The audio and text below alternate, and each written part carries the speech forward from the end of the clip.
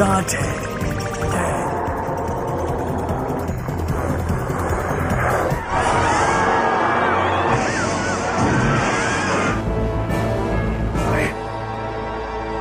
My home.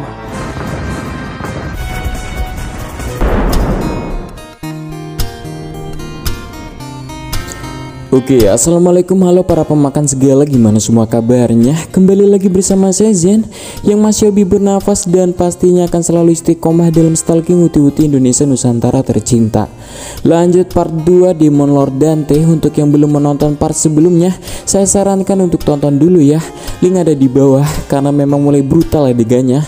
Sebelumnya jangan lupa klik subscribe dan share biar saya tetap semangat dan tak berputus asa.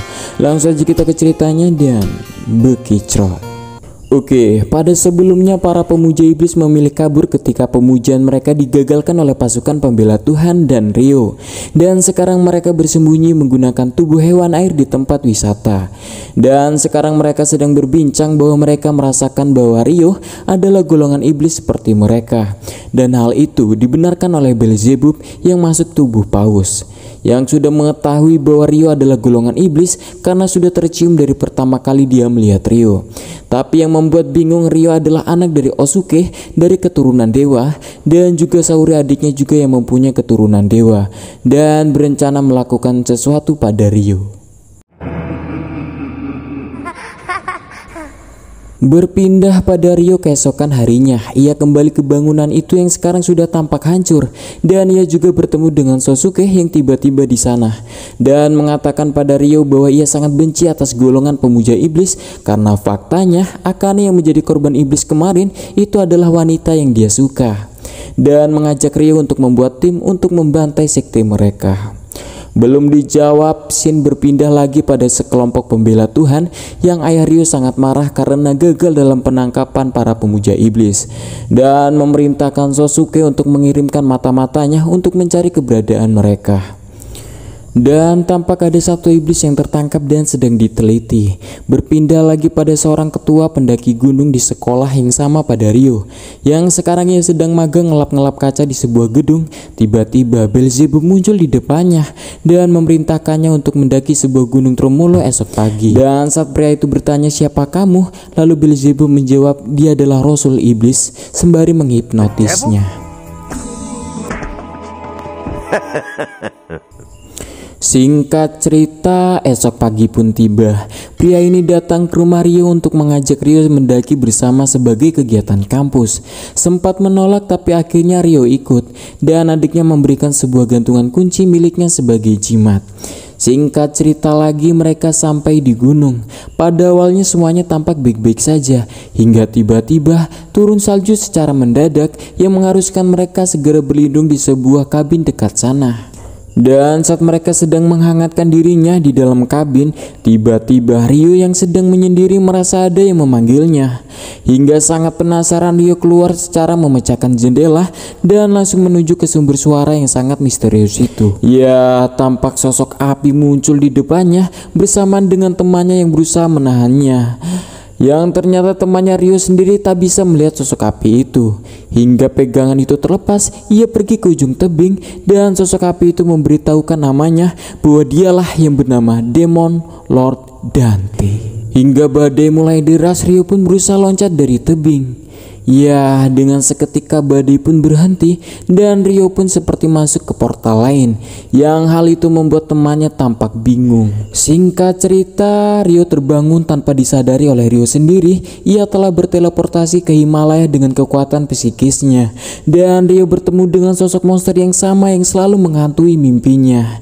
Ia adalah Dante, dan Dante langsung menjelaskan bahwa dirinya adalah Yudas Iskariot ketika dia masih manusia, yang sekarang menjelma menjadi iblis karena telah mengkhianati Tuhan 2000 tahun yang lalu.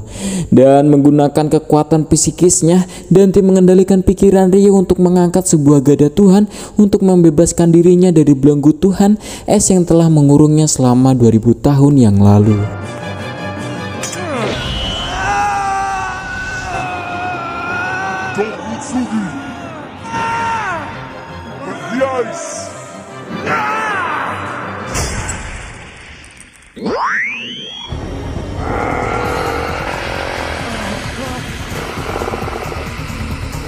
Ya, seketika gunung bergetar dan bergemuruh dan tampak Raja Iblis Dante dengan tinggi ribuan kaki serta meregangkan sayapnya yang lebar, dan akhirnya dia bebas setelah 2000 tahun dikurung. Dan seketika itu juga Rio tersadar bahwa ia baru saja dimanfaatkan dengan mengendalikan pikirannya. Dan saat hendak kabur, Iblis Dante hendak memakan Rio karena tahu Rio adalah juga memiliki darah iblis.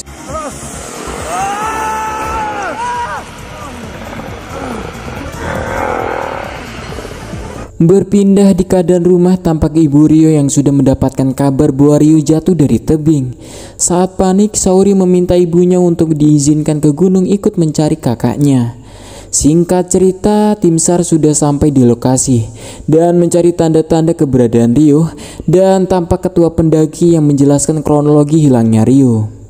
Tapi tiba-tiba ia tersadar bahwa ia tak ada niat sama sekali untuk melakukan pendakian bulan ini. Yang terakhir yang ia ingat hanyalah waktu ia sedang membersihkan kaca di gedung, dan tampak ia bingung mengapa ia sekarang ada di gunung. Tiba-tiba datang seorang detektif dan akan mengajukan beberapa pertanyaan kepadanya, dan asumsi sementara bahwa ini adalah kasus pembunuhan. Beberapa waktu kemudian, tampak Saori sangat kehilangan kakaknya. Datang detektif tadi untuk menenangkannya. Namun Saori berasumsi bahwa kakaknya sekarang berada di Himalaya, tempat di mana yang sering Rio katakan saat ia terbangun dari mimpi buruknya. Dan jelas hal itu malah membuat detektif itu tak percaya. Serta ia menemukan gantungan kunci yang ia berikan pada kakaknya waktu lalu. Sementara itu tampak Rio yang sudah tak tersisa tubuhnya akibat dimakan oleh Dante. Akibat bebasnya Dante dari segel 2000 tahun yang membelenggunya, pertarungan Raja Iblis dan Tuhan akan segera dimulai. Sementara itu tim pencarian diperbanyak menjadi hampir 300 orang untuk mencari Rio, dan tampak ayah Rio yang juga sudah ada di sana.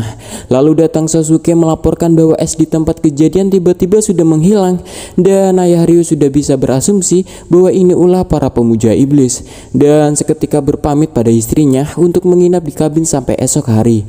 Dan Saori masih bersikeras mengatakan pada ibunya bahwa Rio tak ada di gunung, melainkan ia sekarang berada di Himalaya.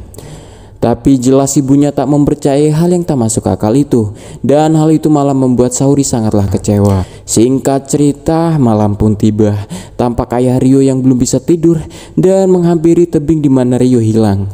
Tiba-tiba muncul sosok Tuhan yang digambarkan laksana cahaya nan terang yang membelah langit, dan berpesan pada Otsuke bahwa Dante Raja Iblis sudah bangkit dari segelnya yang pasti akan mengamuk dan akan menghancurkan peradaban manusia, dan meminta pada anak Tuhan atau para pemujanya untuk bersiap berperang dan hancurkan iblis dengan palu besi keadilan.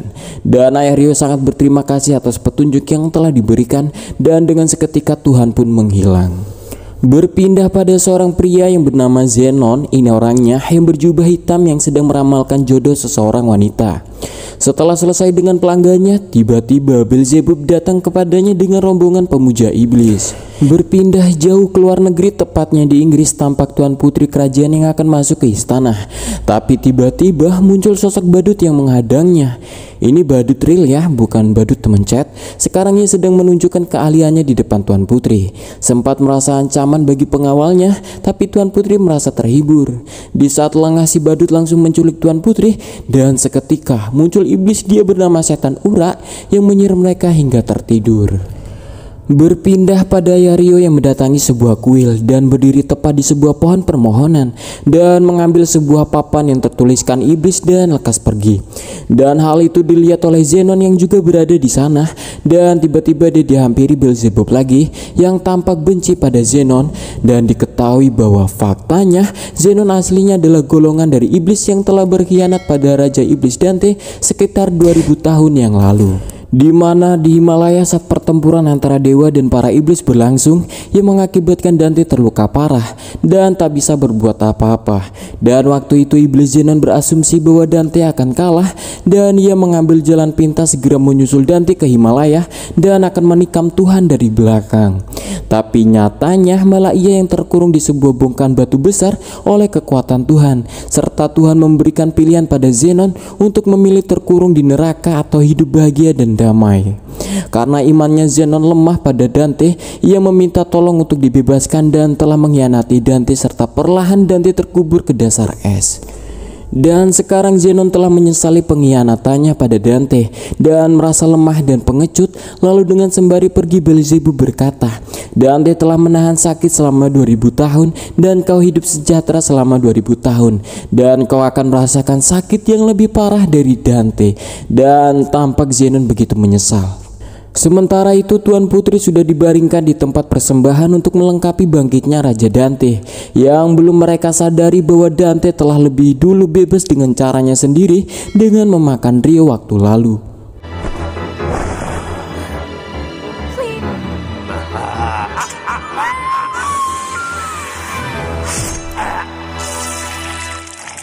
Ya, saat pedang sudah dihunuskan, tiba-tiba pasukan pembela Tuhan kembali menggagalkan persembahan itu dengan rentetan peluru menyerang mereka.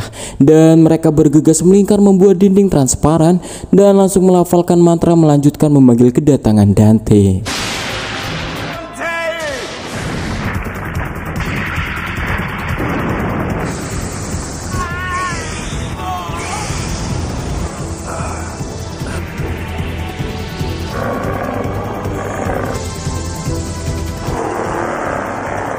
Ya, dengan cahaya yang menjurus ke bumi yang langsung membelah tanah dan serta cahaya yang melelehkan di dekatnya, sosok Raja Iblis dari segala iblis muncul di depan para pemujanya. Di saat semua para pemujanya tergagum atas kuasa sang raja mereka, tiba-tiba mereka merasa aneh dengan sosok wajah kecil yang berada di tengah antara mata. Wajah itu bukanlah wajah Dante yang seperti dulu mereka kenal. Dan Dante langsung pergi dari tempat itu. Singkat cerita, Dante datang ke kota Nagoya dan langsung memporak-porandakan peradaban manusia dengan kuasanya.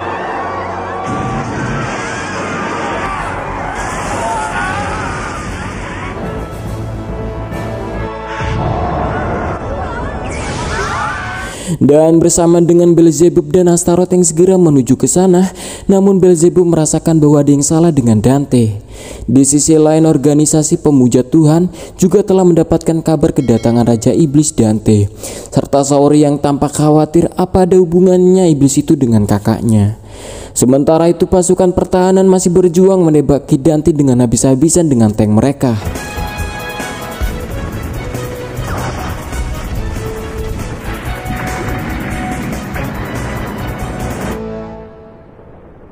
Ya, dirasa telah berhasil melumpuhkannya.